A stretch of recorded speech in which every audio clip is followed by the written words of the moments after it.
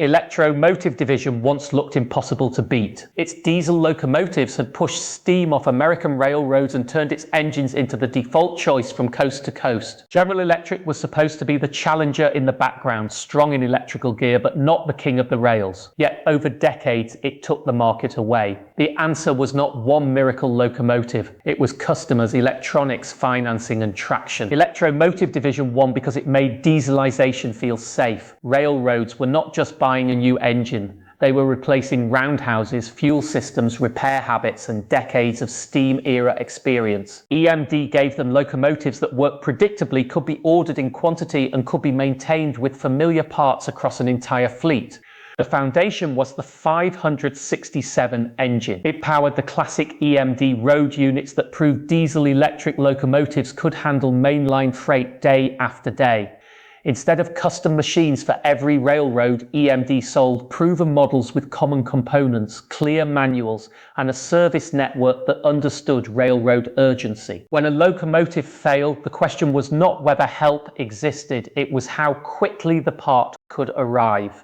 That confidence carried into the 645 engine family, which became the heart of EMD power through the high horsepower era. Later, the 710 continued the same basic promise: rugged engines, conservative engineering, and long service lives. Railroads trusted EMD because its locomotives were not experiments. They were tools built around uptime. For decades, that approach made EMD the safe choice. But the same discipline that created its empire also made it slower to change when railroads began asking for different answers. General Electric did not arrive in the locomotive business as a nobody. It had built electrical equipment for railroads for decades, including traction motors, generators, control systems, and components used inside other companies' locomotives. It understood the electric side of diesel-electric power, but that was different from selling a complete road locomotive against the industry leader. Its first real push came through the Universal series. The most important early model was the U25B, introduced in the early 1960s.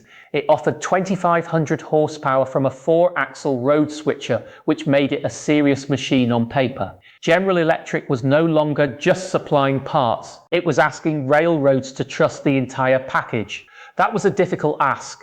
Locomotive division already had deep sales relationships, trained mechanics across the country, warehouses of parts, and years of operating data behind its fleets. A railroad buying from General Electric risked adding a smaller, less familiar group of locomotives to shops already built around Locomotive division practices. So General Electric's rise did not begin with a sudden takeover. It began with test orders, cautious purchases, mechanical lessons, and railroads comparing fuel use, pulling power, maintenance needs, and availability. Every sale had to prove that General Electric could support locomotives after the ribbon cutting. That outsider position shaped everything that followed. General Electric could not win by being the familiar choice. It had to compete with different engineering, different promises, and eventually a different idea of what a freight locomotive should be. By the 1970s, the contest was no longer just about who could build the strongest locomotive. Railroads were asking a harder question: which builder could keep trains moving at the lowest total cost? That changed the sales pitch. A locomotive with impressive horsepower still had to prove its fuel economy, its shop time, its parts supply, and its resale value.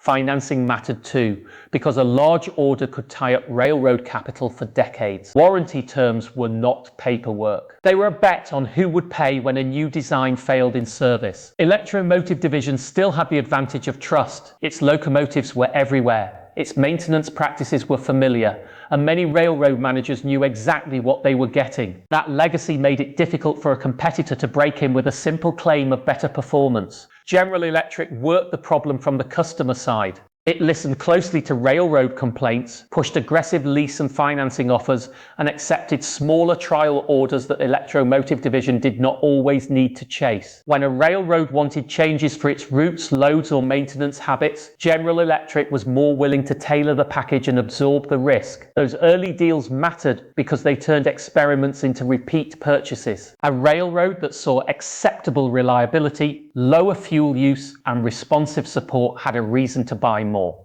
General Electric was not only selling locomotives, it was selling a business case. The rivalry had moved beyond horsepower into availability, service, warranties, and life cycle cost. The next decisive battlefield would be even less visible from the outside: the electronics inside the locomotive. Inside the locomotive, electronics changed what power actually meant. A diesel engine did not move the train directly, it drove a generator or alternator which fed electric traction motors on the axles. The problem was controlling that power when rail conditions changed every second. Wet rail, curves, grades, worn wheels, and heavy loads could all cause wheel slip. When wheels spun, fuel was wasted, traction fell, and equipment took damage. Microprocessor controls gave the locomotive a faster brain.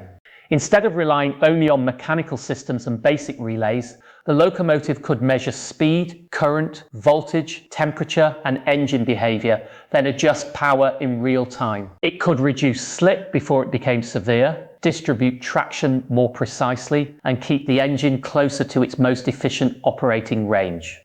This played directly to General Electric's strengths. The company had deep experience in electrical equipment, industrial controls, and power systems. As locomotives became more dependent on sensors, software, and control logic, those corporate skills became more valuable on the railroad. The same electronics also changed maintenance. A locomotive could record faults, point mechanics toward failing components, and help railroads plan repairs before a road failure stopped a train. Availability became a measurable feature, not just a promise from the sales department. For railroads running long trains over tight schedules, a locomotive that could diagnose itself and stay out of the shop longer was worth real money. The next leap would come when better controls met a new kind of traction system, turning those electronic advantages into a much larger performance gap. Alternating current traction changed the value of a locomotive at the railhead. Older direct current traction motors could deliver enormous force, but only for a limited time before heat became a problem. At very low speeds where heavy trains needed the most help, the motors could overheat if they were pushed too hard. Alternating current motors handled that work better. They could pull hard at low speed for longer periods, with finer control over wheel slip and less risk of burning up traction equipment.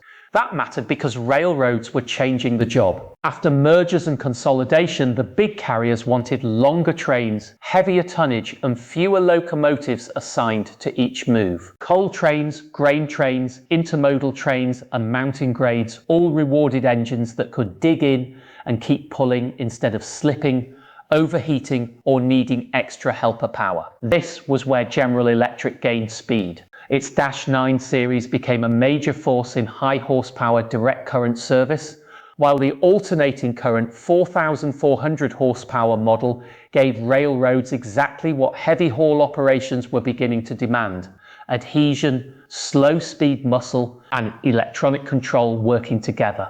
Electromotive diesel still had loyal customers, proven designs, and a long reputation for rugged locomotives. But the center of the market was shifting. Railroads were no longer buying only horsepower. They were buying tons moved per gallon, locomotives avoided per train, and hours kept out of the shop.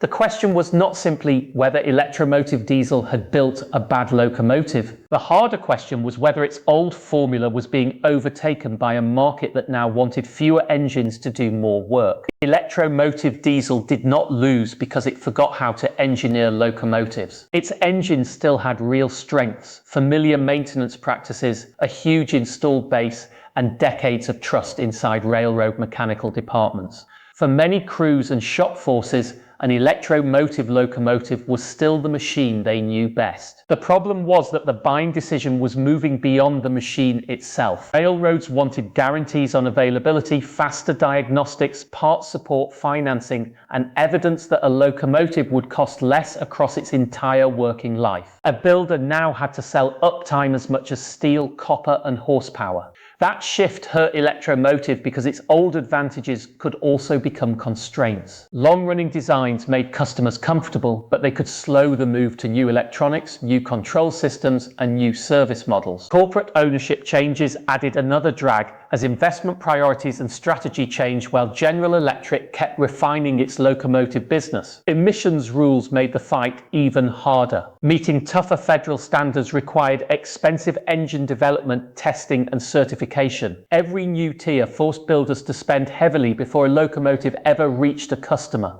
For a company already trying to defend market share, those costs narrowed the room for mistakes. General Electric's lead came from stacking small wins. Better data systems made maintenance more predictable. Service contracts tied the builder closer to the railroad. Financing packages made large fleet orders easier to justify. Each piece strengthened the others. So Electromotive could answer with better locomotives, but it could not simply return to the old contest. The rivalry had changed. The winner was no longer just the company that built a powerful engine. It was the company that became the most complete operating partner for the railroad. General Electric's rise marked a new locomotive empire built around more than horsepower.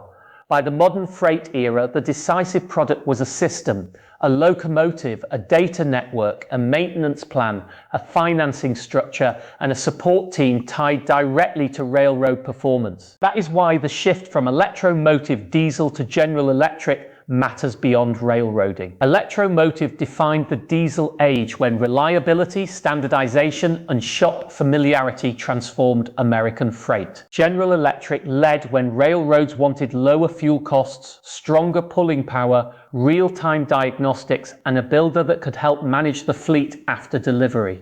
The rivalry shows how American industry changed. The best machine still mattered, but the strongest company was the one that connected engineering to service, software, logistics, and capital. In freight railroading, General Electric matched that world better than anyone else. Thanks for watching. If you enjoy stories about the industrial rivalries that shape transportation, manufacturing, and infrastructure, leave a comment with the next matchup you want to see. Thanks for watching Industrial Empires. The contest between Electromotive Diesel and General Electric was never just about locomotives. It helped decide how freight would move across a continent. Comment with the industrial rivalry you want next, and subscribe for more documentaries on the machines behind the economy.